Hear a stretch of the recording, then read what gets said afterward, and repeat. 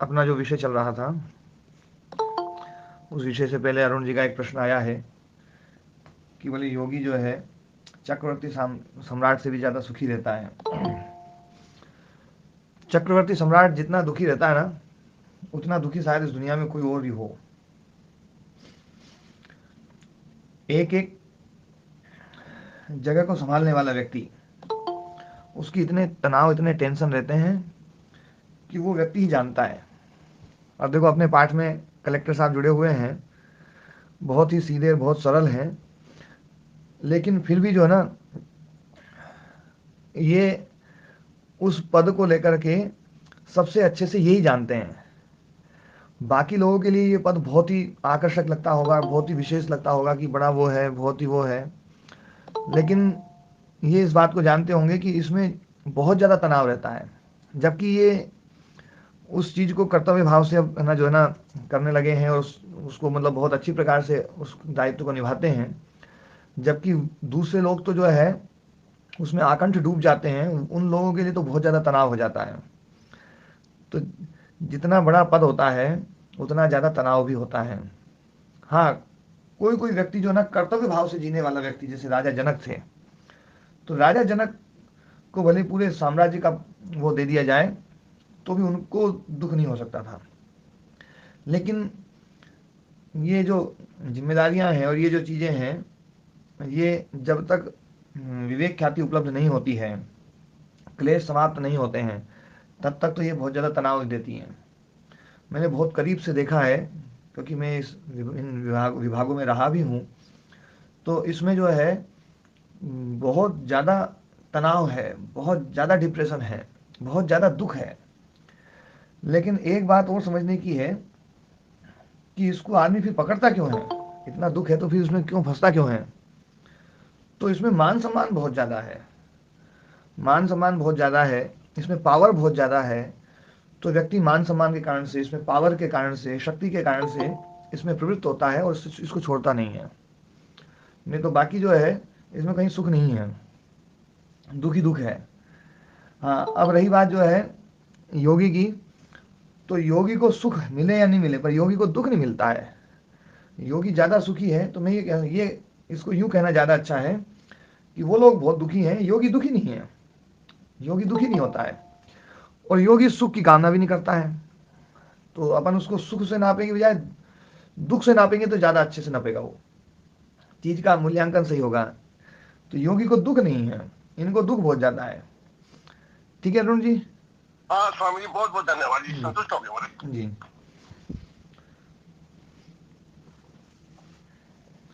तो अपना जो सूत्र चल रहा था, प्रकाश क्रिया स्थितिशीलम भूतेन्द्रियात्मकम भोगा वर्गार्थम दृश्यम। तो दृश्य का जो स्वरूप बताया, पहले तो स्वभाव बताया कि प्रकाश क्रिया स्थितिशीलता है। प्रकाश और प्रकाश्य, क्रिया और कार्य, स्थिति और स्थेय, या धारण और धार्य, ये दृश्य का स्वभाव है। इसलिए भूत और इंद्रियात्मक दो रूप इसको बताने पड़े, मतलब इस चीज को बताने के लिए अपने पतंजलि ऋषि को दो इसका स्वरूप बताना पड़ा कि ये भूतात्मक भी है और इंद्रियात्मक भी है। देखा जाए तो ये दो स्वरूप की व्याख्या नहीं करनी चाहिए थी, या तो यूं ही कहते पदार्थात्मक है, या फिर व्याख्या करनी थी तो जो नीचे वाला सूत्र है जो व्याख्या कर रहा है कि विशेष अविशेष लिंग मात्र लिंग, या तो उस प्रकार से व्याख्या करनी चाहिए थी। पर ये दो व्याख्याएं कर दी, एक भूतात्मक और इंद्रियात्मक। और इंद्रिय में देखो क्या क्या ले लिया, सारे वो ले लिए, अहंकार भी ले लिया, चित्त भी ले लिया, मन भी ले लिया, और 11 इंद्रियां ले ली, मतलब 10 इंद्रियां ले ली, तो 13 ले लिए। यहाँ पर इंद्रियात्मक में 13 चीजें ली हैं और भूत में 10 ली हैं। तो भूत में जो 10 ली हैं वो सब प्रकाश्य हैं, कार्य हैं, स्थेय हैं। ये भूत जो है प्रकाश्य, कार्य, प्रकाश्य मतलब जेय है ना, कार्य मतलब क्रिया के द्वारा करने योग्य, और स्थेय ये है ना जो है स्थिति के द्वारा वो है ना ठहरने योग्य है। ध्यान देना वाली बात है, स्थिति जो है वो हमारे इंद्रियों में है, स्थिति इंद्रियों में है, क्योंकि संस्कार यहाँ है। और जो संस्कार है वो वास्तव में जो है स्थिति का सबसे बड़ा उदाहरण है कि संस्कार स्थित रहते हैं बस, उनमें आपको कुछ है ना संस्कार ना तो दिखाई देंगे, ना संस्कार में कोई क्रिया दिखाई देगी, लेकिन संस्कार रहते हैं, है ना। और संस्कार रहते हैं तो ये जो ना, ये चित्त का धर्म है, तो चित्त में रहते हैं, लेकिन उन संस्कारों के कारण से इस संसार की स्थिति है। तो ये जो भूत है, इनमें जो स्थेयपन आया है, इनमें जो ठहराव आया है, इसमें जो धारी गुण आया है, वो संस्कारों के कारण से है। तो इसलिए ये भूतात्मक जो है वो धार्य है, और इंद्रियात्मक जो है वो धारण है। ये चीज स्पष्ट है ना, कल भी हो ही गई थी वैसे। ये स्थिति को लेकर के थोड़ा सा स्पष्टीकरण कल नहीं दिया था, मैं भूल गया, कोई दूसरा विषय शुरू हो गया था। तो महाराज जी, ये स्थिति क्रिया जो है ना, मतलब स्थिति जो है वो तो चित्त में है, धारणा तो चित्त में है, लेकिन धारी जो है, स्थेय गुण जो है वो इस संसार में है। महाराज जी। ओम जी महाराज जी, जी प्रणाम जी, जी। ओम प्रणाम जी महाराज जी। प्रणाम जी। जी जी। तो प्रकाश क्रिया स्थितिशीलता, ये इसका स्वभाव बताया, और भूतात्मक और इंद्रियात्मक ये इसका स्वरूप बतलाया। फिर इसका प्रयोजन बतला रहे हैं भोगापवर्गार्थम। मतलब ये जो दृश्य है, ये दृश्य भूतात्मक या इंद्रियात्मक जो है, और भूतात्मक रूप से ये परिणाम को प्राप्त हो रहा है, इंद्रियात्मक रूप से परिणाम को प्राप्त हो रहा है, तो ये बिना प्रयोजन के है या कोई प्रयोजन है इसमें?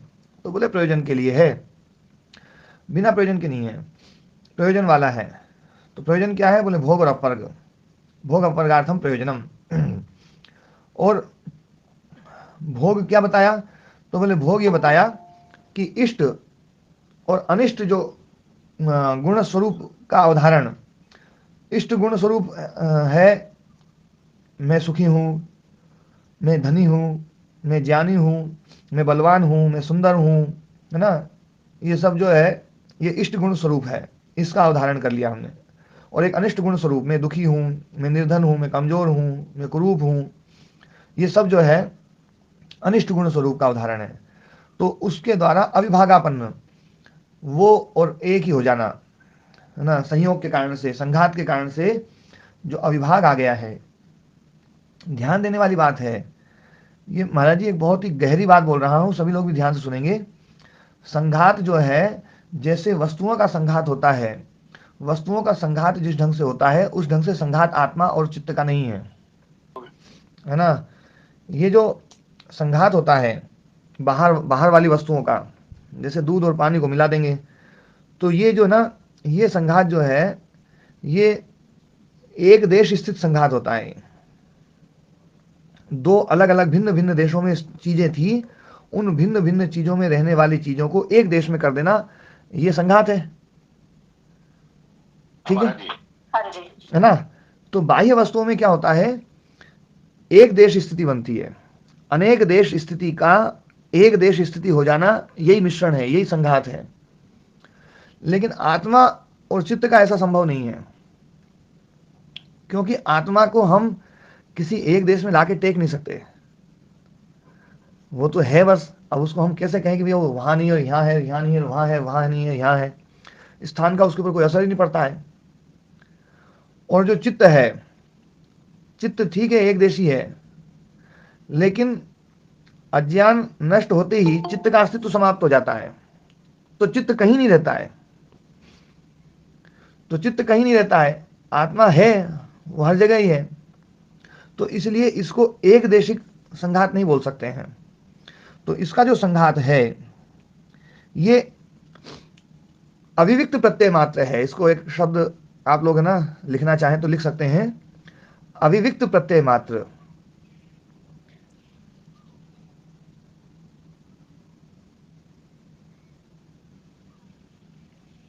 अविविक्त प्रत्यय मात्र का मतलब होता है अपृथक भूत जो ज्ञान है,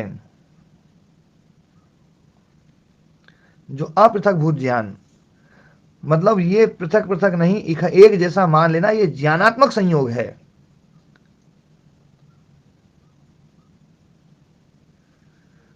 बात समझ में आई?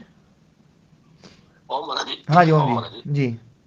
महाराज जी, एक तो इसमें एक प्रश्न आया कि आपने कहा कि चित्त की स्थिति नहीं रहती ज्ञान के, अज्ञान के हट जाने पर। हाँ तो चित्त तो अव्यक्त में तो रहता है ना महाराज जी? जो अव्यक्त में चला जाएगा ना तो चित्त चित्त रूप में नहीं रहेगा, जी, अपने कारण रूप में रहेगा। वो बस उसको अपन ये कह सकते हैं बस वो रहेगा, पर वास्तव अच्छा में जो है महाराज ना जी। वो अव्यक्त जी, है। अव्यक्त मतलब जो अपने कार्य रूप में नहीं है। अव्यक्त मतलब जिसको आप व्यक्त ही नहीं कर सको। जी महाराज जी। आप कारण रूप में भी करोगे ना कि ये कारण रूप में है, इस रूप में है, तो वो कारण रूप से होने पर तो वो व्यक्त हो रहा है। जी महाराज जी। मतलब और वस्तुतः महाराज देखा यहाँ जाए पर जी। तो वो जो अव्यक्त है ना ये इस मूल प्रकृति का, ये जो चित्त है इसका कारण नहीं हो सकता है। जी महाराज जी। महाराज कारण जी यदि दूसरा मान लिया इसमें और जाएगा तो चित्त अनादित्व खत्म हो जाएगा चित्त का, जी महाराज जी। है ना। और महाराज जी दूसरा प्रश्न ये आया इसमें कि आपने जो अविव्यक्त प्रत्यय मात्र जो कहा अपृथक भूत ज्ञान, हाँ, इसमें महाराज जी आपने कहा कि ज्ञानात्मक संयोग है, तो ज्ञानात्मक संयोग का तो ज्ञाता कौन है? ज्ञानात्मक संयोग जो है उस संयोग का जो ज्ञाता है ना वो संघात ही है। जी ये जो महाराज जी। संघात है ना ये संघात ही ज्ञानात्मक संयोग का ज्ञाता है। जी आत्मा महाराज जी, इसका धन्यवाद। ज्ञाता कभी नहीं बन सकता है, क्योंकि आत्मा कभी है ना जो है ना उसका ज्ञान एक जैसा है।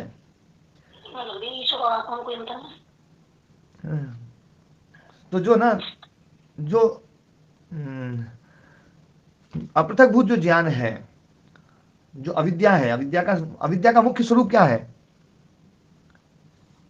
जी महाराज, अविद्या का मुख्य स्वरूप तो संयोग ही है।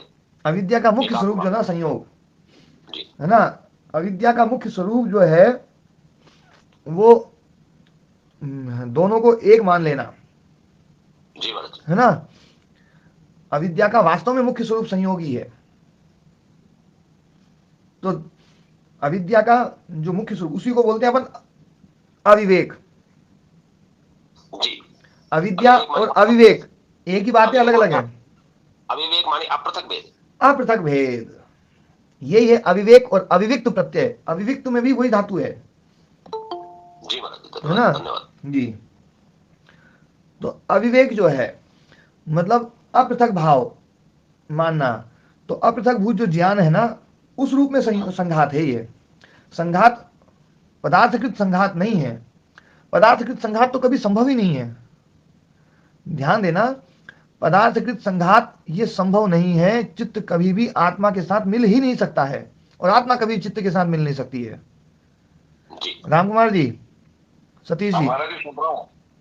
क्या चित्त को आत्मा में मिलाया जा सकता है? हाँ जी, मिली हुई चीज ही है। हाँ, संतोष जी बिल्कुल सही तो समझे महाराज मुझे। जी, हाँ जी। मैं तो ये सोच रहा हूँ ये भावनात्मक चीज जाके ठोस में कैसे बन जाती होंगी, क्या रचना है ये, समझ से बाहर का काम है। नहीं, पर ये बात तो बिल्कुल समझ में आ रही है कि चित्त कभी आत्मा में मिल नहीं सकता। हाँ नहीं, वो तो अलग ही है सत्ता, वो तो वो अलग ही है महाराज, ये तो कंफर्म हो गया महाराज जी। हाँ सतीश जी। जी जी बिल्कुल कंफर्म है, बहुत पहले हो गया था जी। जी। तो चित्त और आत्मा जो है ये दोनों जो है ना कभी मिल नहीं सकते, इसलिए वहां पर इव शब्द लगाना पड़ा। इव शब्द का अर्थ ही यही है कि वो वैसा हो ही नहीं सकते, लेकिन हो नहीं सकते लेकिन फिर भी जो है ना उनको वैसा मान लिया। तो वैसा मान लेना जो है ना तो ये वास्तव में अविद्याकृत है, ज्ञानात्मक है। ये जो संघात है ये ज्ञानात्मक है, और वो जो ज्ञानात्मक संघात है उसी का नाम है अविद्या। ये ये अविवेक जन्य है। ज्ञान है, वो है वाला ज्ञान है महाराज जी, बस यही तो फर्क है दोनों में। है। ये तो जन्य ज्ञान है, हाँ इससे संसार बन रहा है। जी। और वो है वाला ज्ञान है, बस वही है ज्ञान, तो बाकी तो फिर ये बस ये भावनात्मक से सारा संसार फैला हुआ है, मैंने जहां तक सोचा है महाराज जी, मैं शास्त्रों में तो जानता नहीं। हाँ ये बिल्कुल ये ऐसा का ऐसा ही है। ये जो ये अल्पजता गुरुदेव चित्त में मानने से हाँ अल्पचिता चित्त की है। जी। हम्म। तो स्वामी जी, हाँ जी। जैसे अभी कहा कि चित्त अव्यक्त में चला जाएगा तो किसी न किसी रूप में रहेगा, तो चित्त अव्यक्त में चला गया वो तो समाप्त हो जाता है ना? हाँ चित्त समाप्त हो गया। चित्त हाँ जी। अव्यक्त में गया तो चित्त बिल्कुल अब कभी व्यक्त नहीं हो सकता है वो। और यदि व्यक्त हो जाए तो फिर हाँ जी, उस फिर वो तो अव्यक्त अव्यक्त नहीं रहा। हाँ जी, फिर तो संघात भी हो सकता है, कुछ भी हो सकता है। हाँ फिर तो कुछ भी हो जाएगा, हाँ पर जी। सब कुछ हो सकता है, पर अव्यक्त फिर अव्यक्त नहीं रहेगा। हाँ जी हाँ जी, वो फिर लिंग में आ जाएगा। हाँ तो लिंग अव्यक्त में को आ जाएगा। अव्यक्त ही रखना पड़ेगा। हाँ जी अव्यक्त को व्यक्त तो परमात्मा भी नहीं कर सकते। जी। ये तो बिल्कुल है ना, जो है ना, ये गहरी बात है और ये समझ में आने वाली बात है, समझ सकते हैं बहुत अच्छे से कि अव्यक्त जो है ना, अव्यक्त तो फिर अव्यक्त ही है वो, मतलब जो है ना वो व्यक्त नहीं हो सकता। महाराज जी, यदि अव्यक्त को व्यक्त नहीं किया जा सकता तो फिर ये सृष्टि रचना जब होती है तो फिर ये तो व्यक्त ही होता है, अव्यक्त में से तो आता है। तो ये यदि मान लिया जाएगा तो फिर सृष्टि अनादि नहीं रहेगी। महाराज जी कुछ समझ नहीं आया, गोल गोल घूम गए। गोल गोल नहीं, असली तो यही महाराज जी घूमे बोलते हैं। तो समझ में आओ को लोग क्या है। ये सृष्टि अनादि है या शादी है दयाराम जी? महाराज जी सृष्टि तो अनादि है, परंतु ये परंपरा अनादि है की ना। देखो परंपरा यदि से अनादि है ना, परंपरा जाती है। देखो जी ध्यान दो, यदि अनादि है तो ये अव्यक्त से नहीं आई है, ये है हमेशा से ऐसी। महाराज जी, अनादि ऐसा कहते हैं कि अनादि का मानी एक बार ये अप्रकट होती है, एक बार प्रकट होती है, एक बार अप्रकट होती है, फिर प्रकट होती है, ऐसा मानते हैं लोग। देखो एक बात समझो, इसका जो दृश्य रूप है ना वो अनादि है।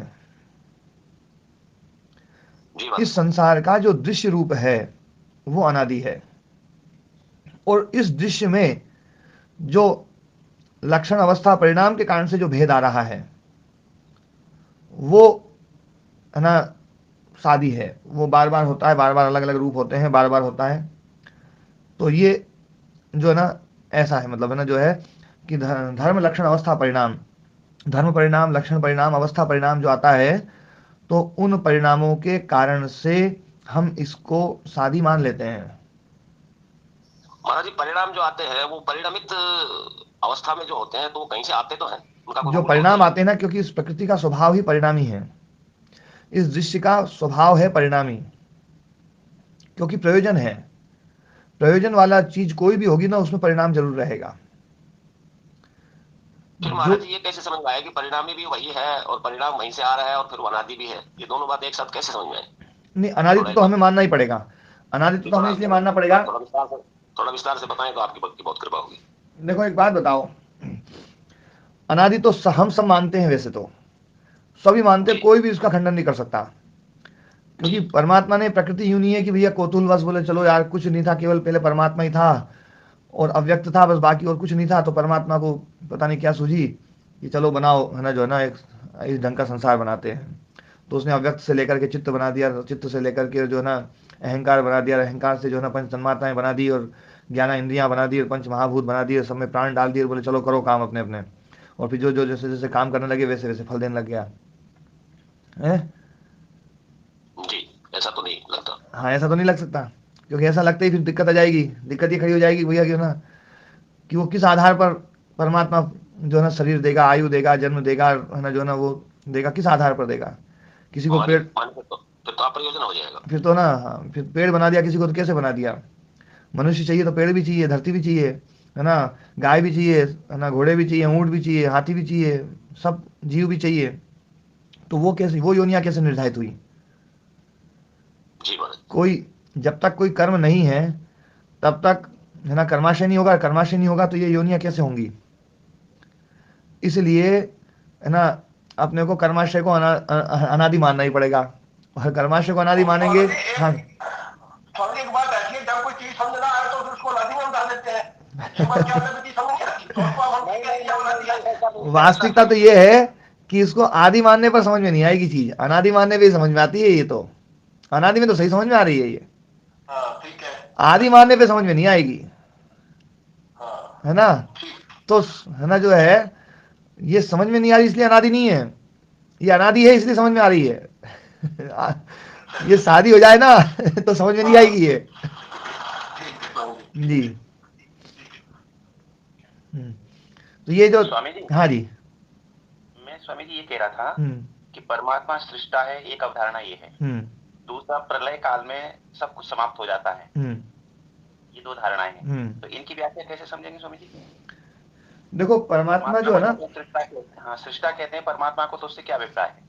परमात्मा सृष्टा है, इसका अभिप्राय ये है कि जहां सृजन है ना, तो सृजन क्या है? सृजन एक नई चीज बनना, ये भी सृजन है। और एक सृजन वो है कि किसी चीज को बदल करके दूसरा रूप दे देना। जैसे कुम्हार मिट्टी से घड़ा बनाता है, तो कुम्हार सृष्टा है या नहीं है? है स्वामी जी। पर क्या उसने घड़ा नया बनाया? ना, मिट्टी से बनाया। वो तो मिट्टी से बना दिया है। तो उसमें तो धर्म परिणाम हुआ है, लक्षण परिणाम हुआ है, अवस्था परिणाम हुआ है। धर्म, लक्षण, अवस्था, परिणाम, मतलब पहले मिट्टी में घट धर्म था पर अव्यक्त था, वो ना उसमें मतलब उसमें दिखाई नहीं दे रहा था उस समय। तो वो जो घट धर्म था, उस घट धर्म को उसने व्यक्त कर दिया है ना? स्वामी जी, हाँ जी। ये पंचभूतों से सर्प योनि बनाने वाला या मनुष्य योनि बनाने वाला, जैसे कुंभकार एक कुल्हड़ बनाता है, एक घड़ा बनाता है, तो वो कुंभकार बनाता है, हम ये स्वीकार करते हैं। तो यहाँ ये स्वीकार नहीं करेंगे कि वो पंचभूत से चाहे सर्प बना हो, चाहे वृक्ष बना हो, चाहे वो मनुष्य बना हो, उसे भी परमात्मा रूपी कुंभकार ने बनाया है। हाँ, तो ये हम ये कहते हैं ना कि वो सृष्टा इस रूप में ही है। मैं यही बता रहा हूँ अभी कि वो सृष्टा जो है ना, प्रकृति को नया नहीं बना रहा है। ये दृश्य जगत तो पहले से है, ये दृश्य जगत पहले से है। इस दृश्य जगत में धर्म, लक्षण, अवस्था, परिणाम उसकी उपस्थिति से होता है, इसलिए वो सृष्टा है। धर्म, लक्षण, अवस्था, परिणाम इस दृश्य में जो भी हो रहा है, भूतों में पंच महाभूत, स्थूल भूत और सूक्ष्म भूत, उनमें जो परिवर्तन हो रहा है, धर्म, लक्षण, अवस्था, परिणाम आ रहा है, तो वो धर्म, लक्षण, अवस्था, परिणाम जो आ रहा है उसके कारण से वो सृष्टा है। एक मिट्टी से पेड़ बन गया है ना, एक मिट्टी से पहाड़ बन गया है ना, एक मिट्टी से जो ना पृथ्वी बन करके और पृथ्वी सृजन करने लग गई। ये सब जो है ना, ये धर्म, लक्षण, अवस्था, परिणाम है। ये नया निर्माण नहीं है वास्तव में। ये जो चीजें हैं ये तो अनादि हैं। इन अनादि चीजों में धर्म, लक्षण, अवस्था, परिणाम के द्वारा अलग अलग रूप बनाए जा रहे हैं बस। वो अलग अलग रूप, वो अलग अलग जो रूप दिखाई दे रहे हैं ना, उसके कारण से उसको हमने सृष्टा बोला है। पहला आपका जो प्रश्न। पंचभूतों से जो स्वामी जी, पंचभूतों से जो ये विविध रूप बने हैं, सृष्टि में विविध योनियां बनी है, ये तो बनाने वाला है ना। हाँ, ये सृष्टा है वो। तो वो बनाने वाला यूं बनाने वाला नहीं है कि वो बनाता हो ना, कर्म करता हो। वो कर्म नहीं करता है, उसकी उपस्थिति में ये सब होता है। उसकी उपस्थिति ना हो तो नहीं होगा। ये अपने आप ही बन जाते हैं, उसकी उपस्थिति में बनते हैं। उसकी उपस्थिति में, स्वाभाविक। हाँ, गुरुत्वाकर्षण है, गुरुत्वाकर्षण है, बस बस है। मतलब किसी चीज की उपस्थिति में वो कर्म होगा। एक है ना व्यवस्थापक चाहिए, तो उस व्यवस्थापक की उपस्थिति मात्र से ये व्यवस्था चलती है। ये उपनिषदों में स्वामी जी जैसे पढ़ते हैं अपन, तो एक ओम भविष्यामि, वो एक से अनेक हो गए, पंचभूत भी वो स्वयं बन गए, हाँ, फिर उससे हिरण्यगर्भ, ये सब चीजें होती हैं। तो उसमें तो ऐसा लगता है कि संकल्प से सब कुछ हुआ है, पंचभूत भी संकल्प से आ गए। देखो क्या है, निर्माण से हुआ। ये जो चीज प्रोसेस बताई जा रही है, ये है मतलब कारण से जो कार्य की उत्पत्ति होती है, कारण से कार्य की जो उत्पत्ति होती है, हम कहते हैं एक मूल कारण है और एक कार्य है। कारण से कार्य की जो उत्पत्ति होती है, तो किस प्रकार से होती है, एक बात थोड़ा सा अपन उसको समझें। तो उसमें जो है ना 9 प्रकार के वो बताए हैं। 9 प्रकार के कारण कार्य भाव जो है ना, वो शास्त्रों में बताए गए हैं। उसमें जो है, आप लोग कॉपी पेन ले लें, लिख भी लें भले ही।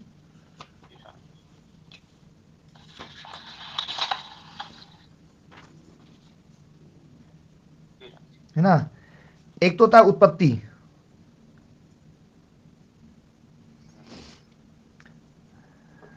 स्थिति, अभिव्यक्ति, विकार, विकार, हाँ, उत्पत्ति, अभिव्यक्ति और विकार, हाँ, प्रत्यय,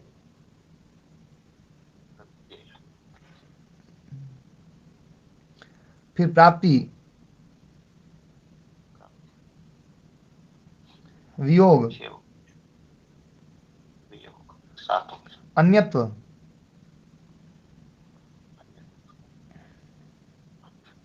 है ना, धृति। हो गए 9?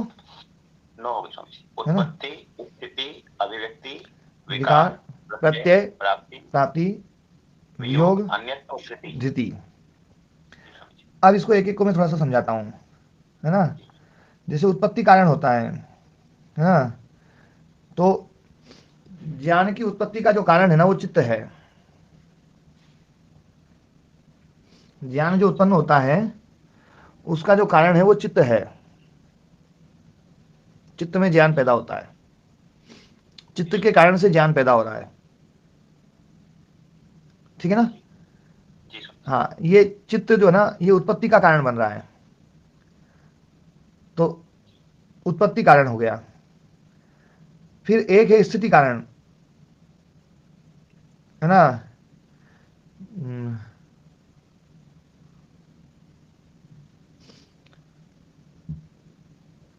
चित्त की स्थिति के कारण से पुरुषार्थता है। चित्त की स्थिति के कारण से पुरुषार्थता। चित्त चित्त स्थित है जो है ना, वो पुरुषार्थता कारण के कारण से है।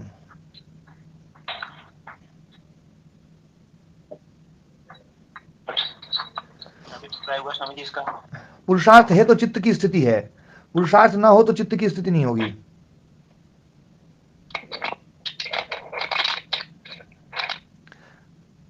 मतलब चित्त जो है ना, चित्त की स्थिति का कारण क्या है?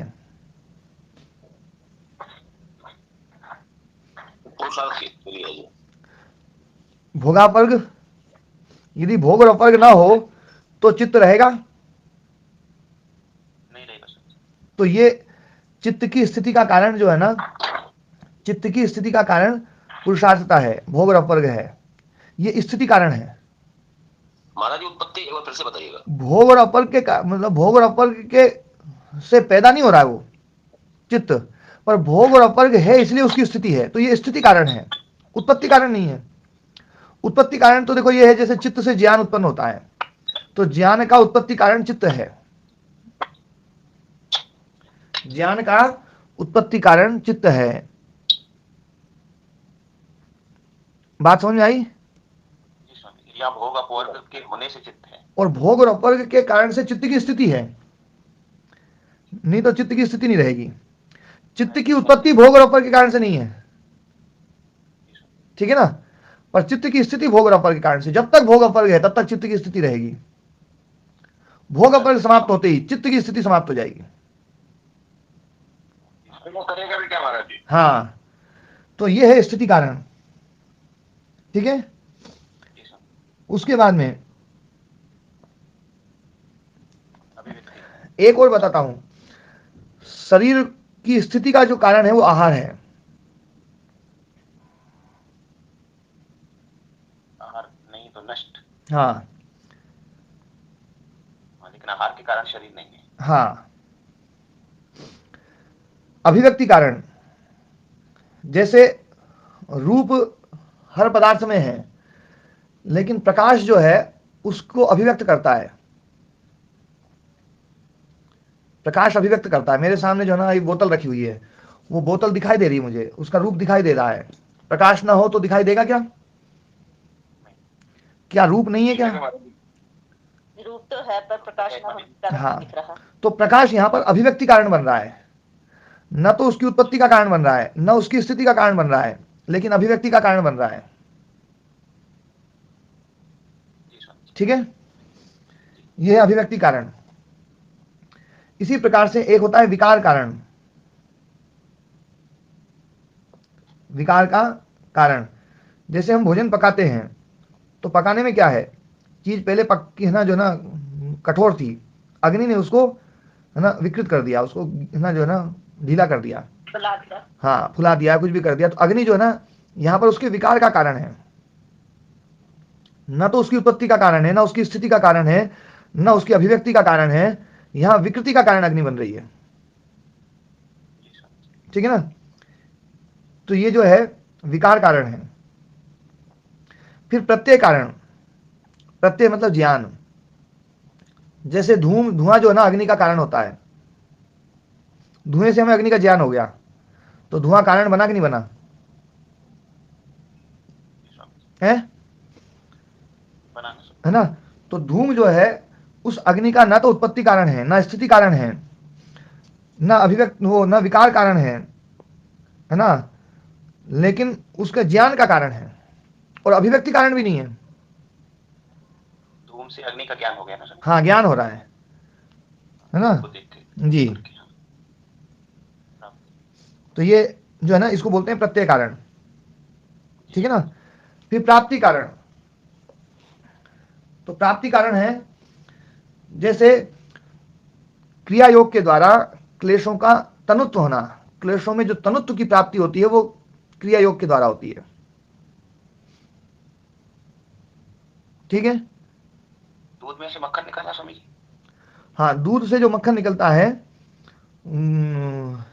ये भी दूध से मक्खन है ना प्राप्त होता है, तो वहाँ प्राप्ति कारण हो सकता है। और उत्पत्ति कारण भी हो सकता है वो, तो दूध से मक्खन उत्पन्न होता है ना, मक्खन तो ऑलरेडी दूध में है ना स्वामी। हाँ, तो फिर उसमें है ना जो ना वो कारण हो जाएगा। लेकिन जो पहले मानते हैं कि ये दूध में मक्खन नहीं है, मक्खन जो है ना वो बाद में आया, वहां पर दो प्रकार की चीजें होती हैं, दो धारणाएं हैं, एक विवृत्तिवाद है, एक उत्पत्तिवाद है। विवृत्तिवाद तो ये मानते हैं कि दूध ही विकृत होकर के मक्खन रूप बन गया। जैसे दूध से दही बनता है, तो दही नया आता है या दूध उस रूप में बदल गया? बदला है स्वामी जी, बदला है, कार हो गया, है ना, तो बदला है, उसी को बोलते हैं है ना विवृत्तिवाद। विवर्तते अर्थ भावेन प्रक्रिया जगतो यतः अनादि निधनम ब्रह्म शब्द तत्वम यदक्षरम विवर्तते अर्थ भावेन प्रक्रिया जगतो यतः। एक विवर्तवाद है, ये वैयाकरणों का वाद है, और उस वाद को सब लोग मानते हैं। लेकिन कई लोग ये मानते हैं कि दूध से दही जो है ना वो विवर्त नहीं है, दही नया बनता है, दूध समाप्त होता है, जैसा कि बौद्ध लोग मानते हैं। बौद्ध लोग तो हर क्षण धरती को नया मानते हैं। वो क्षणिकवाद जो ना बौद्धों का क्षणिकवाद है, और वो क्षणिकवाद जो है हर क्षण धरती नई बन रही है, हर क्षण नई बन रही है। लेकिन हमारे यहाँ विवर्तवाद चलता है कि धरती चल रही है, एक से एक बदली हो रहा है, ये विवर्त रूप हो रहा है। यूं नहीं है कि पहला वाला खत्म हो गया, पहला वाला खत्म नहीं हुआ है, दूध ही उसमें परिणाम को प्राप्त हो गया है। हाँ जी, तो हाँ जी, यहाँ प्राप्ति का कारण इन्होंने उदाहरण के रूप में दिया है, योगानुष्ठान जो है वो विवेक ख्याति की प्राप्ति का। हाँ बिल्कुल सही है जी महाराज, है ना, योगांग अनुष्ठान से जो ना विवेक ख्याति प्राप्त होती है ना। और फिर प्राप्ति कारण के बाद में वियोग कारण है ना। तो वियोग कारण जैसे ज्ञान के द्वारा अज्ञान का वियोग होता है, विद्या के द्वारा अविद्या का वियोग होता है, वो वियोग कारण है। ठीक है ना, तो वियोग कारण भी होता है ना। फिर अन्यत्व कारण, अन्यत्व कारण जैसे है ना, जैसे हमने जैसे कुंभकार जो है मिट्टी से घड़ा बना दिया, तो उसने कुछ नया नहीं बनाया है, उसने कुछ उत्पन्न नहीं किया है, बस मिट्टी को अन्य प्रकार से कर दिया है, लकड़ी की कुर्सी बना दी, तो ये अन्यत्व है।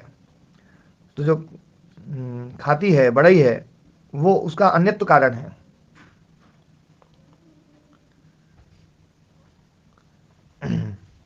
इसी प्रकार से धृति कारण, धारण करने वाला, जैसे शरीर जो है, शरीर इन सब अंगों को धारण करता है, शरीर के जो सब अंग हैं उन अंगों को धारण करने वाला शरीर है, और अंग शरीर को धारण करते हैं।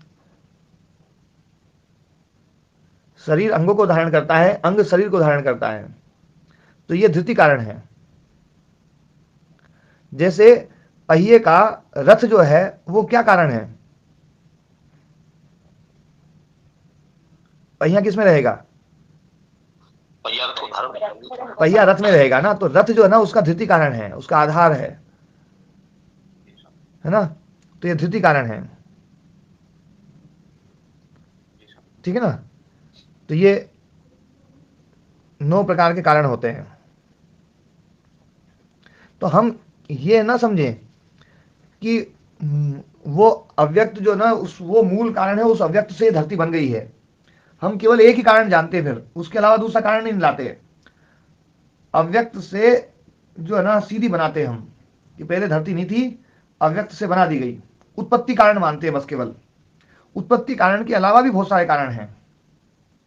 तो जो प्रत्येक कारण है उस प्रत्येक कारण को भी हम समझ सकते हैं कि सत्व रजस तमस जो है ना, उनमें अव्यक्त तो नहीं कहूंगा, अव्यक्त तो एक ऐसी चीज है जो बाद में पैदा होती है, पर सत्व रजस तमस जो है वो सत्व रजस तमस इस संसार में का प्रत्येक कारण है। वास्तव में देखा जाए तो, क्योंकि संसार और सत्वरजस तमस तो एक साथ ही है। यूं तो है नहीं कि सत्वरजस तमस जो है ना वो पहले हो और संसार बाद में आ जाए, ऐसा नहीं है। महाराज जी, हाँ महाराज जी, फिर तो अव्यक्त और व्यक्त में कुछ भेद ही नहीं रहा। नहीं, अव्यक्त और व्यक्त में भेद है। व्यक्त जो है ना जो दिखाई देने वाला है, जिसको हम व्यक्त कर सकते हैं, सब कुछ कर सकते हैं, और अव्यक्त तो वो है, अव्यक्त में सत्वरजस तमस नहीं है, ध्यान देना। जी महाराज जी। सत्वरजस तमस ये दृश्य का गुण है।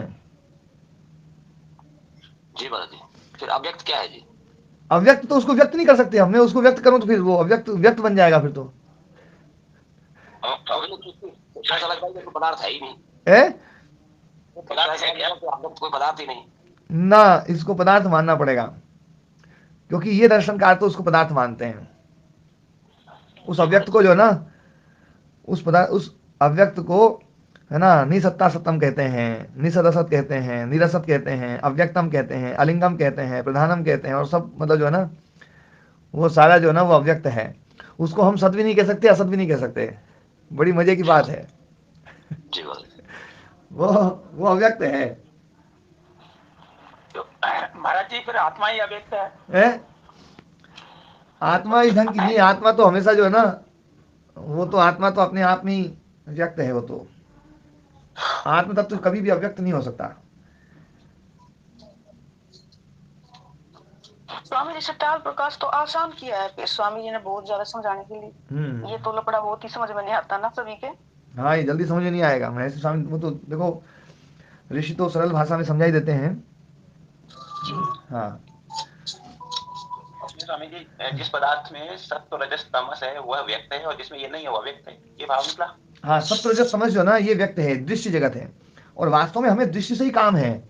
अव्यक्त की हमें जरूरत क्या है? चित्त जब हम मुक्त हो जाएंगे तो चित्त अव्यक्त में चला जाएगा।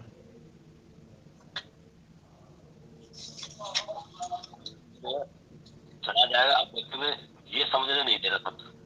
हाँ, चित्त तो है ना, देखो चित्त जो है, चित्त का नाश ही मुक्ति है, ये कहा जाता है। तो थोड़ी सही लगती है, है? वो अव्यक्त आ जाएगा तो चला कैसे जाएगा जब वो लिंग ही नहीं है कोई। हाँ, वो अलिंग है। वो नहीं, वो अलिंग है तो उसमें कैसे चला जाएगा? ये खुद ही अलिंग हो जाएगा बस। इसमें जो व्यक्त धर्म है वो व्यक्त धर्म प्रयोजन के कारण से है। प्रयोजन खत्म तो इसके सारे व्यक्त धर्म समाप्त। और महाराज जी, फिर ये जो व्यास भाषा में जो लिखा है कि चित्तम ही प्रत्यावृत्ति स्थितिशीलम त्रिगुणत्वात्, तो त्रिगुण इसका पात्र है तो ये कारण में जाएगा तो अपने त्रिगुण में ही जाएगा जी। देखो, चित्त जो ना वो प्रकाश क्रिया स्थितिशील है। चित्त ये इसका स्वभाव है। जब तक चित्त है तब तक ये प्रकाश क्रिया स्थिति रहेगी, और जब तक प्रकाश क्रिया स्थिति रहेगी तब तक चित्त रहेगा, क्योंकि दोनों धर्म है। जो वो धर्म है, जब तक वो धर्मी है जब तक धर्म रहेंगे ना, तो धर्मी है जब तक धर्म रहेंगे। तो एक बात जो ना, मैं इसको थोड़ा सा समेटता हूँ, और समेट करके एक बार समझो कि ये जो चीज है ना, मैं इसलिए समझा रहा हूँ, और ये शास्त्रों में जो बात समझाई गई है वो इसलिए समझाई गई है कि ये चीज तो है तो अनादि, लेकिन अनादि होने पर भी जब ये चीज समाप्त होती है तो क्या होता है कि सब जो भूत हैं वो तन्मात्राओं में, तन्मात्राएं जो ना अहंकार में, इसी प्रकार से इंद्रियां अहंकार में, अहंकार चित्त में, और चित्त अलिंग में जाकर के समाता है। इसकी समाप्ति की प्रोसेस ये है। तो समाप्ति की जो प्रोसेस है, उस प्रोसेस के कारण से हमें ये कहना पड़ा कि मैं तो अहंकार है, अहंकारात् पंच तन्मात्राएं, क्योंकि कारण जो है ना, वो जो कार्य है वो कारण में जाएगा। कार्य जो है वो कारण में जाएगा। तो कार्य कारण में जाता हुआ हम देख रहे हैं, इसलिए आप एक कल्पना करो कि एक कोई घड़ा है जो अनादि है। घड़ा अनादि हो नहीं सकता, लेकिन एक कल्पना करोगे समझ में आने के लिए कि मान लीजिए किसी घड़े को अनादि मान लिया, लेकिन वो अनंत नहीं है। अनंत नहीं है अनादि, पर अनंत नहीं है। और एक दिन अपन ने देखा कि वो घड़ा जो है वो टूट करके मिट्टी बन गया, और उसके बगल में दूसरे घड़े रखे हुए हैं, वो भी अनादि हैं। तो हमने एक वो बनाया कि भैया ये घड़े का जो कारण है वो मिट्टी है। क्यों मिट्टी है? क्योंकि ये मिट करके मिट्टी में मिला है। ये मिट्टी से नहीं बना है। मिट्टी से बनता तो फिर तो अनादि नहीं रहेगा, अनादि तो खत्म हो जाएगा। लेकिन मिट्टी में मिला है, इसलिए इसका मूल कारण जो ना वो मिट्टी है। इससे तो गुरु जी फिर ये तात्पर्य नहीं निकलेगा कि जो उत्पत्ति का जो क्रम दिखाया जाता है वो प्रलय के क्रम से उल्टा समझ के दिखाया जा रहा है। हाँ, प्रलय का जो क्रम है, मतलब जो इसका जो नाश होता है, तो उस नाश के कारण से हम उसको ये बताते हैं कि ये इसका ये कारण है, इसका ये कारण है, इसका ये कारण है। पर वास्तव में ये तो अनादि है, अनादि है तो इसका कारण तो हो नहीं सकता कोई। ठीक है ना जी। तो ये सोचते हैं कि प्रलय काल में सब कुछ जलमग्न हो गया, कुछ भी नहीं रहा। तो जलमग्न तो जल तो रहा, जल में से ही सब हुआ, जल के सब ये बने तो कारण जो आपने देखो सब कुछ समाप्त होने का मतलब है ना, कोई मुझे प्रलय करके दिखाए कि जिसमें सब कुछ समाप्त करके दिखाए। वो सारे प्रलय करने वाले, कोई जल में रखा बचा लेता है, कोई कोई है ना धरती पे बचा लेता है, कोई आकाश में बचा लेता है, तो आकाश को तो रखते हैं। और कोई जो है ना मतलब जो है और ज्यादा आगे बढ़ते हैं, तो आकाश को तो कोई भी खत्म नहीं करता है। जबकि आकाश भी तो एक पंच महाभूत में से एक है। सब कुछ परमात्मा में विलीन हो जाता है, ये भी भाव आता है स्वामी जी। तो परमात्मा भी, फिर आकाश तो रहता होगा कि नहीं रहता होगा? परमात्मा निकलता व्यक्ति हुई है बाद में, ये क्षिति जल पावक गगन समीर। नहीं, पर आकाश रहता होगा नहीं रहता होगा, यूं बताओ आप तो। चलो सब कुछ को, आप मिट्टी को तो खत्म कर सकते हो, ठीक है, समझ में आता है। हवा को भी आप हवा के परमाणुओं को खत्म कर सकते हो, आकाश कैसे खत्म होगा? आकाश परमात्मा से बाहर थोड़ी है गुरु जी। हाँ, नहीं पर देखो अभी तो परमात्मा से बाहर तो पृथ्वी भी नहीं है, तो पृथ्वी को खत्म क्यों कर रहे हो फिर? सबने हजम कर ले फिर। नहीं, सबने हजम कर लेगा तो फिर बचेगा क्या? आकाश तो मतलब आकाश नहीं रहेगा तो फिर क्या रहेगा? कुछ भी नहीं था स्वामी जी, पंचभूत प्रकट हुए ना बाद में, नहीं तो आप एक कल्पना करो, आप एक कल्पना करो, आकाश को खत्म करके क्या लाओगे? कुछ तो लाओगे। ये भूत थे ही नहीं स्वामी जी, सारे भूत नहीं थे, सारे भूत बनाए, आकाश भूत पृथ्वी भूत सब है ना। इसलिए देखो मैं एक बात बोलता हूं, हम जो ना ये कल्पना करते हैं तो ये कल्पना बड़ी क्लिष्ट हो जाएगी, और इसमें फिर क्या होगा, परमात्मा में परिणाम गुण आएगा, क्योंकि परमात्मा से बन जाएगा तो परमात्मा परिणामी हो जाएगा, और परमात्मा परिणामी नहीं है, परमात्मा अपरिणामी है। तो स्वामी जी सृष्टा के रूप में चाहे 9 में से कोई भी कारण रहा हो, मूल तो परमात्मा हुआ, 9 के 9 कारण उससे संबंधित होने चाहिए। हाँ, तो देखो इसमें बताता हूं मैं, उसकी जो उपस्थिति है ना, उसकी उपस्थिति इसमें कारण है।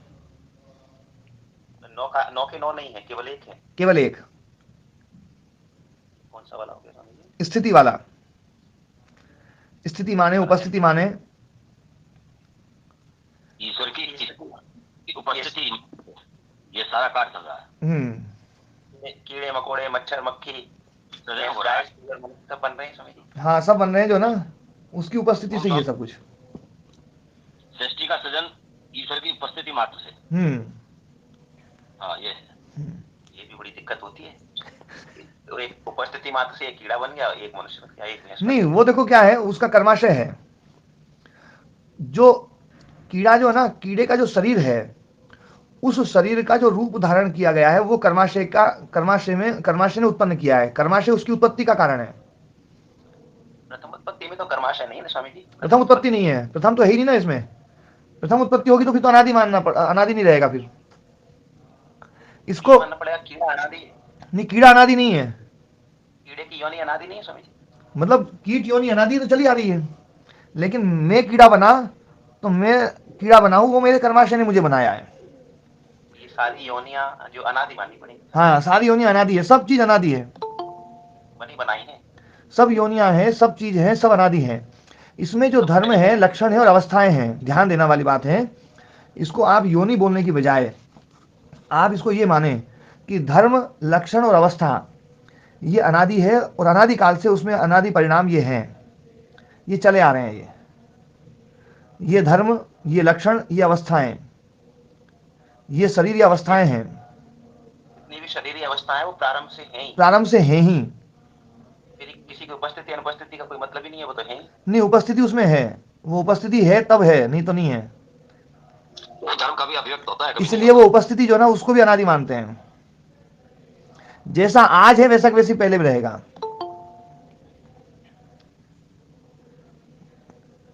मतलब उपस्थिति मात्र मानने से हाँ, उपस्थिति मात्र मानने से तो फिर दूसरी वस्तु हमें प्रकृति को माननी ही पड़ेगी।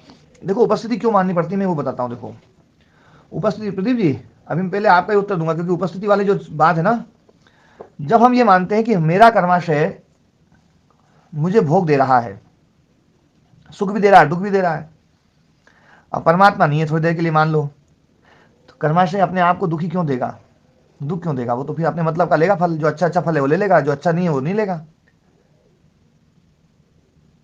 है? कर्माशय परमात्मा कुछ करते नहीं, लेकिन उपस्थिति से होता है। हाँ, उपस्थिति के कारण से ये कर्माशय नियम को नहीं तोड़ सकता है।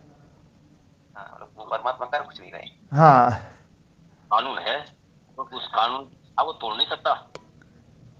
जैसे एक गुरुत्वाकर्षण है, पृथ्वी में गुरुत्वाकर्षण है, वो चंद्रमा वहां पर टिका हुआ है। देखो उस गुरुत्वाकर्षण की उपस्थिति से वो टिका हुआ है। गुरुत्वाकर्षण कुछ कर रहा है क्या? जो गुण है आकर्षण का, वो तो आकर्षण है, उसमें एक स्वाभाविक है, उसमें वो जो है ना वो है, उसके होने मात्र से यदि अपन यूं देखें भैया वो कर रहा है, तो यहां से जाते हुए वो करता हुआ दिखाई देना चाहिए, पर वो यहां से, वो तो यही है। गुरुत्वाकर्षण तो धरती का जो गुरुत्वाकर्षण है वो तो धरती में है ना, धरती तो समाप्त हो गई, यहां से धरती की परत से आगे तो उन दोनों के बीच में कितनी जगह है, लेकिन फिर भी, लेकिन उस आकर्षण की उपस्थिति से, उस नियम की उपस्थिति से ये वो चल रहा है सही तरीके से। तो एक नियम होता है, वो नियम की उपस्थिति मात्र से चीजें चलती हैं। तो परमात्मा की उपस्थिति मात्र से ये व्यवस्था चल रही है, ये व्यवस्था भंग नहीं होगी। यदि वो नहीं हो तो मनमर्जी शुरू हो जाएगी, इसलिए उसको हमें मानना पड़ेगा, एक व्यवस्थापक को मानना ही पड़ेगा, और उस व्यवस्थापक को हमें सबसे शक्तिशाली मानना पड़ेगा। उस व्यवस्थापक में इतना सामर्थ्य देना पड़ेगा कि वो सबको जान सके, सबके कर्मों का फल दे सके, सबसे बलवान हो, नहीं तो कमजोर को दे देगा, बलवान वाले को नहीं दे पाएगा बेचारा। इसलिए कल जो चर्चा चल रही थी ना कि भगवान मूर्ति भगवान नहीं है, ये जो बात थी ना, तो ये यथार्थ है। यदि हम भगवान के सामर्थ्य को कम कर देते हैं तो भगवान का जो मुख्य उद्देश्य है वो ही खत्म हो जाएगा।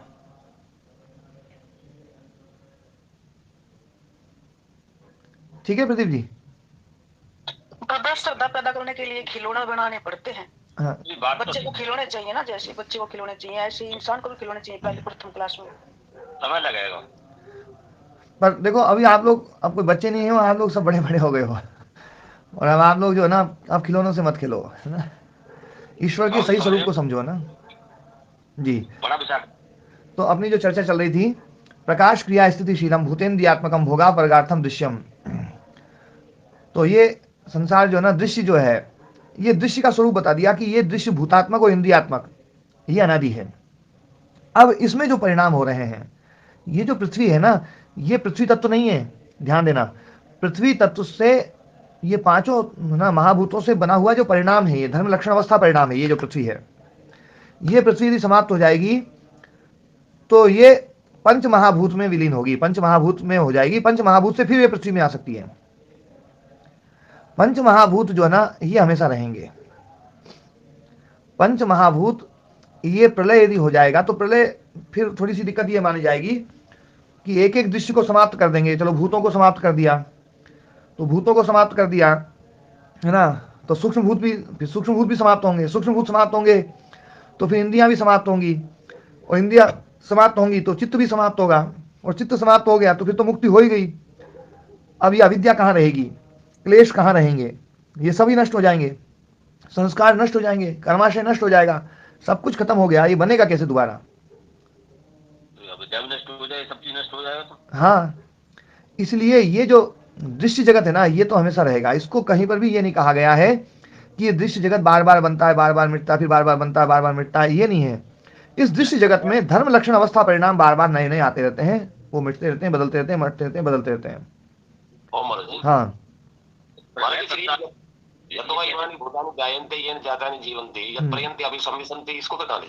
तो ये जो बात है ना, ये बात धर्म लक्षण अवस्था परिणाम के द्वारा ही घटित होगी, है ना, इसके द्वारा नहीं होगी ये। आप दृश्य को समाप्त नहीं कर सकते हैं।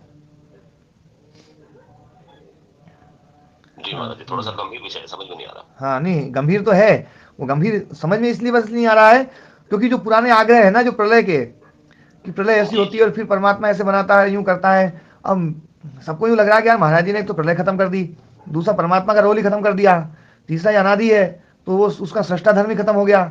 और फिर जब कुछ मतलब ये तो अनादि काल से चला आ रहा है, तो इसलिए समझ में नहीं आ रहा बस। जी महाराज। बाकी मैंने ना तो परमात्मा का रोल खत्म किया है, परमात्मा की जो व्यवस्था है वो व्यवस्था बिल्कुल वैसी की वैसी ही है। हाँ, वो जो बना रहा था ना, वो बनाने वाला काम मैंने खत्म कर दिया है। वो बनाने वाला नहीं है, बनाने वाला होगा तो फिर तो अनादि नहीं रहेगा। हाँ, इसमें जो परिणाम आ रहे हैं, ये सब परिणाम हमारे कर्माशयों के आधार पर हैं, लेकिन वो व्यवस्थापक है, इसलिए परिणाम जो होते हैं वो बिल्कुल व्यवस्थित तरीके से होते हैं, अव्यवस्थित नहीं हो सकते हैं।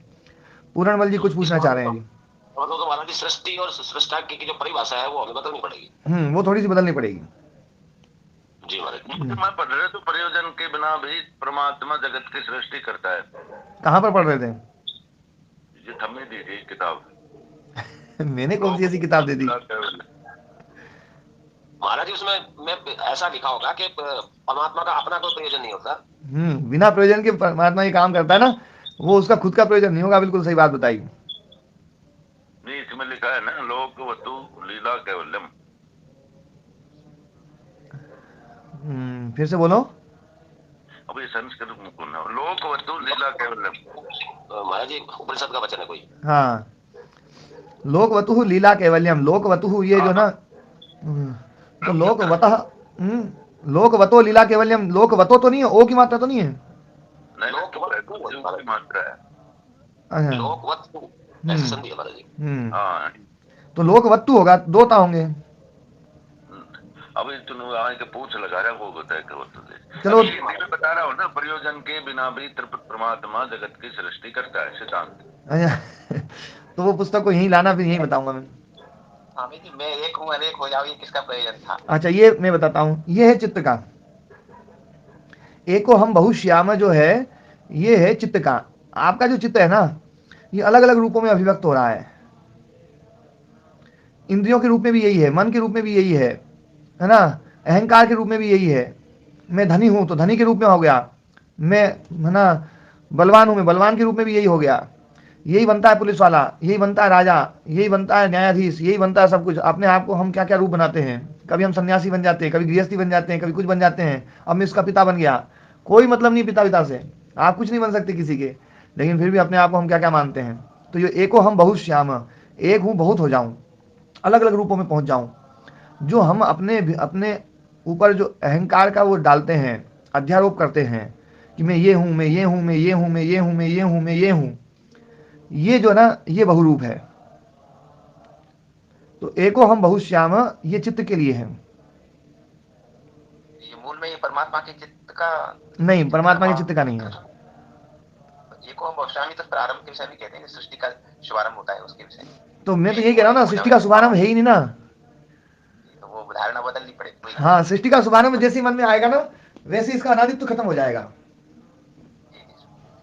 एको हम बहुश्याम, ये वास्तव में बहुत से एक होने वाली जो प्रक्रिया है, उस प्रक्रिया का दिग्दर्शन करा रहा है। आप बहुत हैं, बहुत से धीरे धीरे आप एक बनते हैं। ये जो साधना है, ये साधना क्या है? वास्तव में विशेषणों को हटाने की साधना है। मैं धनी हूं, मैं निर्धन हूं, जो ये इष्ट अनिष्ट गुण का स्वरूप अवधारण बताया ना, इष्ट अनिष्ट गुण स्वरूप अवधारणम अविभागापन्नम भोगः, ये भोग है। इष्ट गुण स्वरूप अवधारण और अनिष्ट गुण स्वरूप अवधारण। मैं दुखी हूं, मैं सुखी हूं, मैं प्रसन्न हूं, मैं रूपवान हूं, मैं निर्धन हूं, मैं धनवान हूं, मैं पुलिस वाला हूं, मैं सन्यासी हूं, मैं योगी हूं, फलाना हूं, ठिकाना हूं, अलग अलग रूप। ये सारे के सारे जो रूप हैं, एक मिनट जरा से, ये सारे के सारे जो रूप हैं, ये हमने सब विशेषण बना रखे हैं। तो विशेषणों से मुक्त कर देना, तो फिर बचेगा मैं हूं। फिर मैं भी एक विशेषण है, तो केवल बचेगा हूं। फिर हूं में जो ऊ है वो मैं के कारण से था, मैं खत्म हो गया तो ऊ खत्म हो जाएगा, तो फिर बचेगा है, वो है बचेगा। विशेषण समाप्त होते ही आप है बचेंगे। तो आप बहुत हैं, बहुत से एक हो जाएं, अकेले हो जाएं, केवल हो जाएं। तो एको हम बहुत श्याम जो है ना, ये प्रोसेस होती है, उसके कारण से ये बात कही गई है कि ये एक है और बहुत सारे रूप धारण किया हुआ है इसने। पर ये है अनादि, ये अनादि है, इसलिए इसको यूं नहीं कह सकते कि पहले एक था ये तो अनादि है, लेकिन ये बहुत से एक वापस जाने की प्रोसेस तो है। हाँ। उत्पत्ति, पालन और ये ना ब्रह्मा विष्णु महेश देव की कल्पना, एक उत्पत्ति करते हैं, एक पालन करते हैं, एक श्रृंगार करते हैं, ये सब छोड़नी पड़ेगी।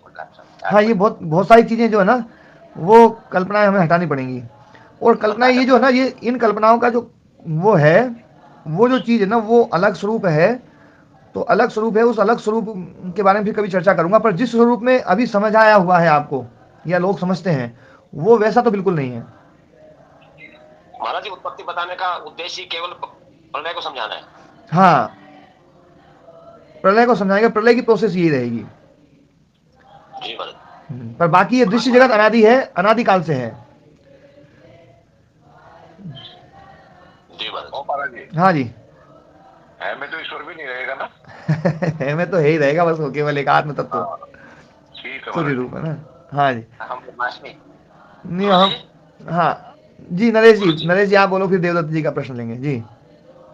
परमात्मा की उपस्थिति में चित्त ही सृष्टा है, चित्त ही सृष्टि। और चित्त वृत्ति के कारण से चित्त है, वृत्ति अज्ञान के कारण है, और अज्ञान अहंकार के कारण है। ये मिटार प्रलय। बिल्कुल सही बात कह दी आपने, बिल्कुल सार बात कह दी। और जो सबसे पहले बोली ना कि वही सृष्टा है वही सृष्टि है, ये बात जोर की कही है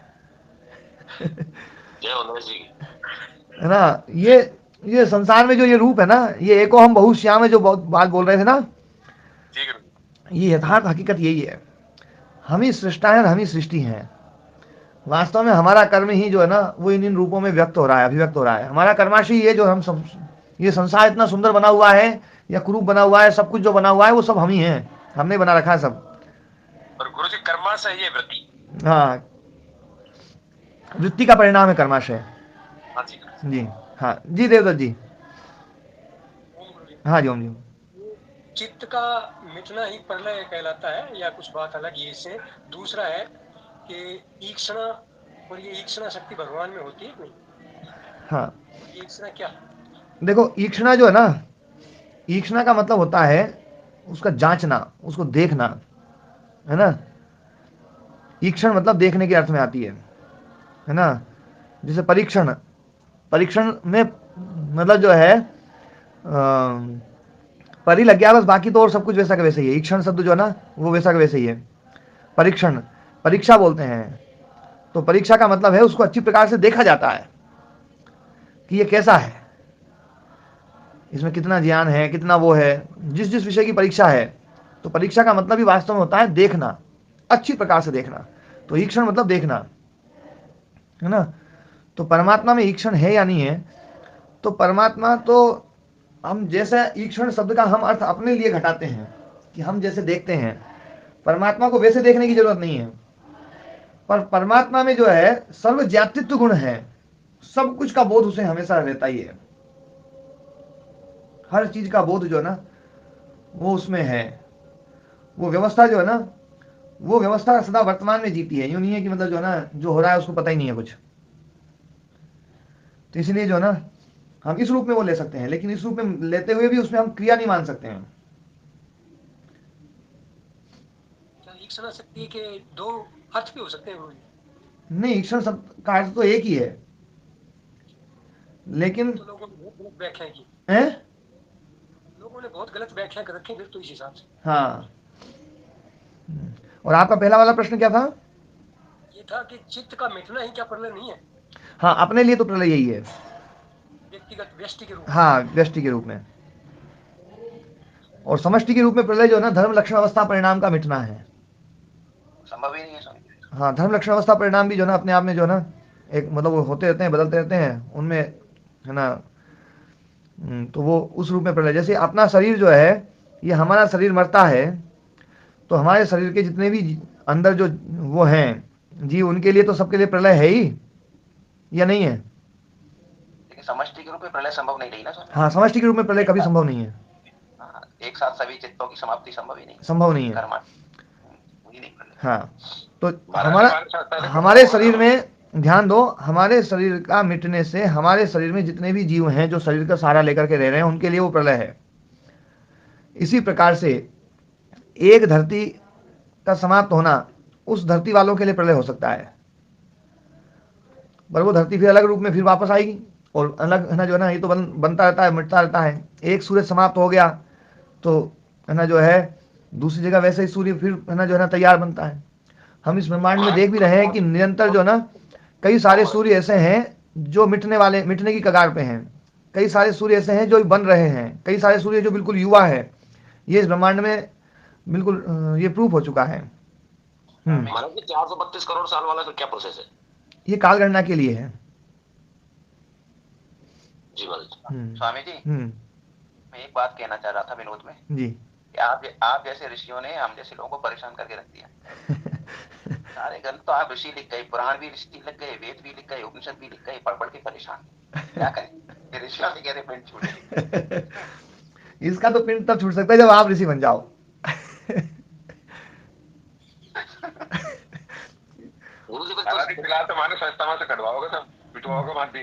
ना ना ऐसा कुछ भी नहीं है।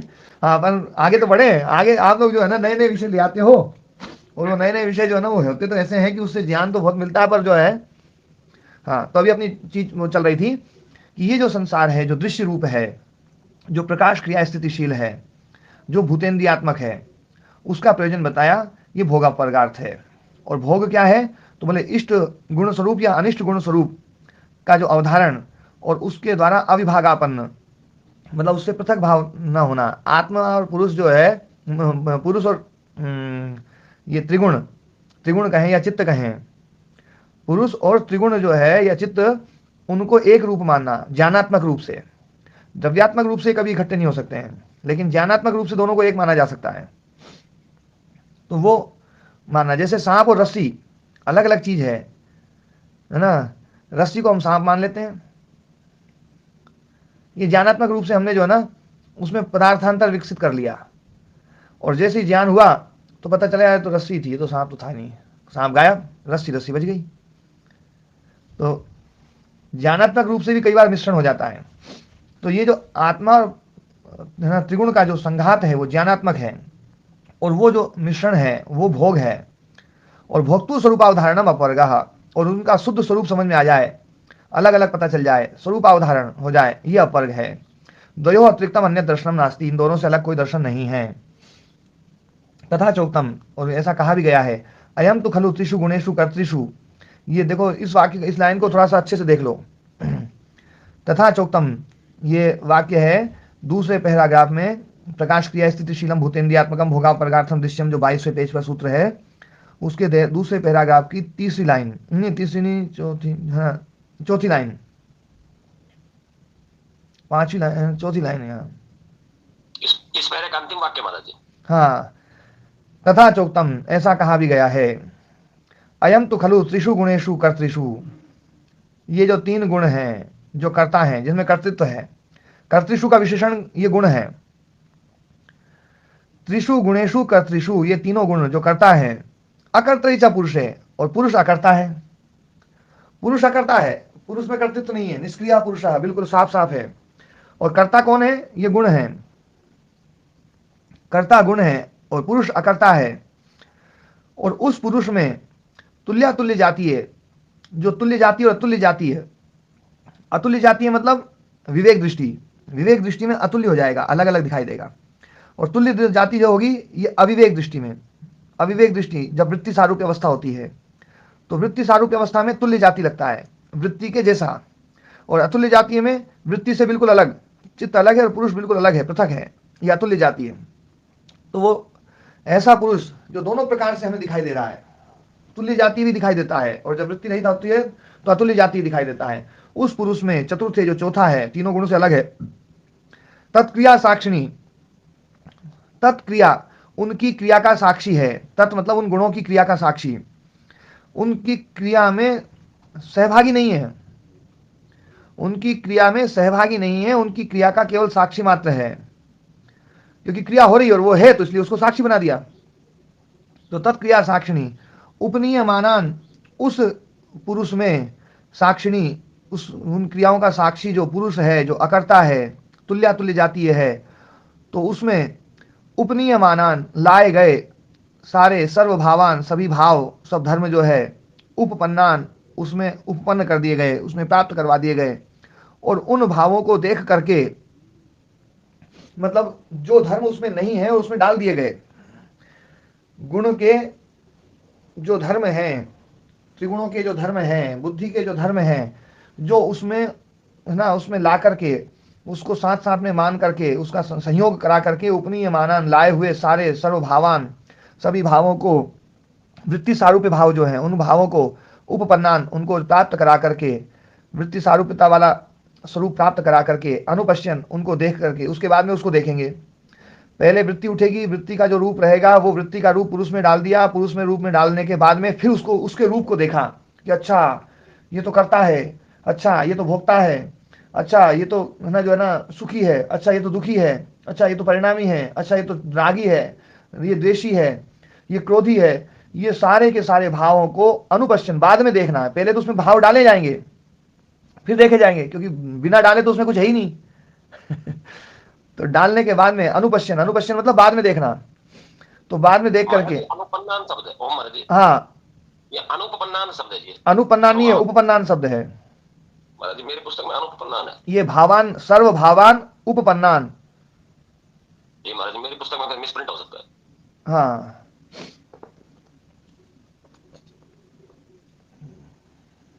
एक मिनट में और दूसरे भी देख लेता हूँ। जी सर्व भावान अनुपन्नान लिखा जी मेरे पास।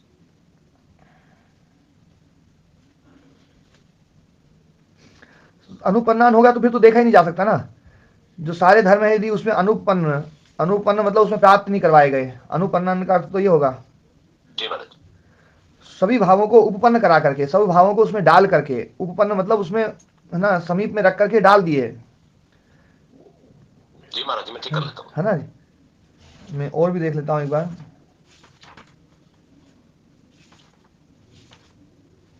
समझे हमारी पुस्तक में अनुपन्ना ही है। नहीं नहीं, आप है ना उसमें अनुपन्ना नहीं है, सर्व भावान का ना उसमें भावान में कर दो, उसके बाद में फिर क्या बचेगा? उपपन्ना नहीं बचेगा गुरु। देखो ये सर्व भावान इसका विशेषण है, उपनीय मानान, सर्व भावान, उपपन्नान, अनुपश्यन। ऐसा ही है महाराज जी मेरी पुस्तक में ठीक है, मेरे पढ़ने में भूल हो गई। हाँ हाँ, अच्छा। हाँ, तो वो जो है ना, हाँ, उपनीयमान जो सर्व भाव हैं उनको उत्पन्न करा करके, प्राप्त करा करके, अनुपश्यन, उसके बाद में उसको देख करके ये देखता है कि आत्मा तो बिल्कुल ऐसी की ऐसी है, इससे अलग कोई आत्मा है ही नहीं, आत्मा सुखी है, आत्मा दुखी है, ऐसा, क्योंकि सारे भाव उसमें डाल दिए गए। और सारे भावों को डालने के बाद में फिर उसका स्वरूप देख लिया, और स्वरूप देखने के बाद में फिर ये मान लिया कि आत्मा का तो यही स्वरूप है कि आत्मा है ना करता है, आत्मा भोगता है, आत्मा रागी है, आत्मा द्वेषी है, आत्मा चेष्टा कर रहा है, आत्मा फल भोग रहा है, आत्मा क्रोधी है, आत्मा लोभी है, आत्मा ज्ञान को प्राप्त कर रहा है। ये सब जो चीजें हैं वो देख करके, मतलब वो सारे भाव डाल करके, न दर्शनम अन्यत संगते, इससे अलावा कोई अदर दर्शन ही नहीं है, ऐसी शंका भी नहीं होती है। मतलब कि इससे अलावा भी आत्मा का स्वरूप हो सकता है, ये शंका भी मन में नहीं हो सकती। ये बात जो है ना उन लोगों के लिए जो आत्मा को इन चीजों से अलग मानते ही नहीं, बोले नहीं आत्मा के तो ये स्वरूप ही है। तो ये जो है आत्मा में केवल एक ही रूप मान लेते हैं फिर वो, जबकि दर्शन है दो, एक विवेक दृष्टि और एक अविवेक दृष्टि। पर जब अविवेक दृष्टि होती है तो सारे भाव जो है आत्मा में डाल दिए गए, और आत्मा में डाल करके ये सोचते हैं कि इससे अलग आत्मा है ही नहीं कुछ। तो है ना जो है वो एक ही दृष्टि मान लेते हैं वो लोग।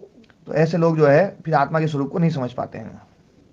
महाराज गीता में बहुत अच्छा बताया, इसी को आपने कई बार प्रकृति क्रियमाणानि गुणानि कर्माणि सर्वशः अहंकार मूढ़ात्मा गुणागुणेषु वर्तन्ते। जी जी, ठीक है, आज के पाठ को ही विराम दें।